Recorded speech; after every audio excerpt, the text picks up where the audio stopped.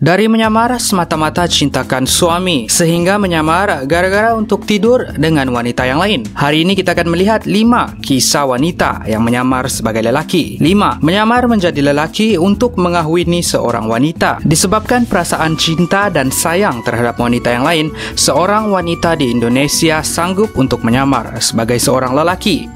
Suryati yang berumur 40 tahun menukar namanya kepada Muhammad Effendi Saputra dan mengaku bekerja sebagai seorang anggota polis. Lakonan Suryanti sebagai seorang lelaki berjaya memperdayakan ramai orang sehingga dia berjaya mengawini wanita yang dicintainya itu, Heniati yang berumur 25 tahun, di satu majlis yang berlangsung di Pulau Java. Heriati yang berasa pelik dengan sikap suami barunya itu kemudian menggeledah barang-barang Suryati dan apa yang ditemuinya sangat mengejutkan. Dia menemui kad pengenalan sebenar dan mendapati suaminya itu sebenarnya adalah seorang wanita dan bukannya lelaki.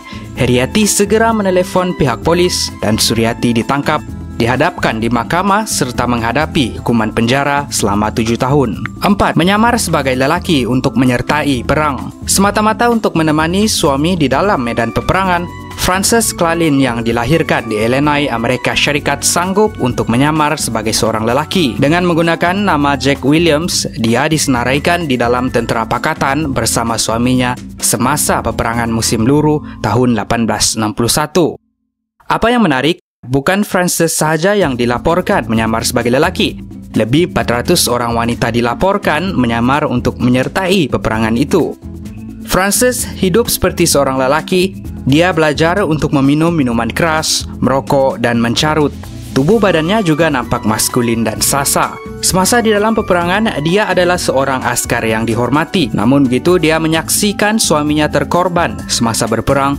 Dan setelah dia sendiri cedera, identiti dia sebagai seorang wanita terbongkar dan perkhidmatannya diberhentikan. 3. Menyamar menjadi lelaki untuk mencari suami. Wanita ini menyamar sebagai seorang lelaki untuk mencari suaminya di dalam medan peperangan. Kejadian ini berlaku pada tahun 1778. Brita Häggberg menukar namanya menjadi Peter dan menyertai pasukan tentera Sweden. Berbeza dengan kisah Frances, setelah identiti Brita terbongkar, dia diberikan pingat keberanian kerana sanggup untuk membahayakan dirinya. Dilaporkan, bukan Brita sahaja yang berani untuk menyamar menjadi lelaki, namun ratusan wanita berbuat demikian untuk mencari suami mereka. Namun begitu, Brita adalah satu-satunya wanita yang menerima duit pension sebagai askar buat masa itu. 2. Menyamar menjadi lelaki untuk memenangi pertandingan judo.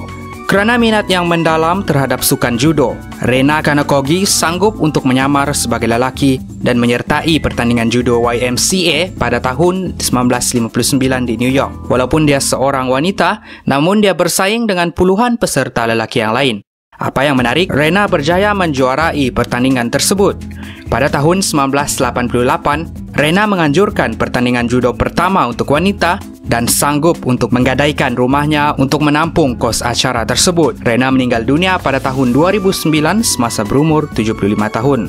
1. Menyamar menjadi lelaki untuk tidur dengan wanita. Pada tahun 2015, Gail Newland, seorang wanita yang berumur 25 tahun, menyamar menjadi seorang lelaki semata-mata untuk tidur dengan seorang wanita yang juga adalah kawannya. Gail membuat akaun palsu dengan nama Kai Fortune di Facebook. Dia berjaya menjadikan mangsanya itu sebagai teman wanita dan mereka menjadi pasangan kekasih selama 2 tahun. Apa yang pelik, ketika mereka melakukan hubungan intim, teman wanitanya hairan kerana dia sering kali diarahkan untuk memakai penutup mata. Tidak sehingga pada suatu malam, penutup mata yang dipakainya tercabut dan kelihatan Gail sedang memakai kemaluan lelaki palsu. Mangsa menelepon pihak polis dan Gail dihadapkan di mahkamah di atas tuduhan menipu.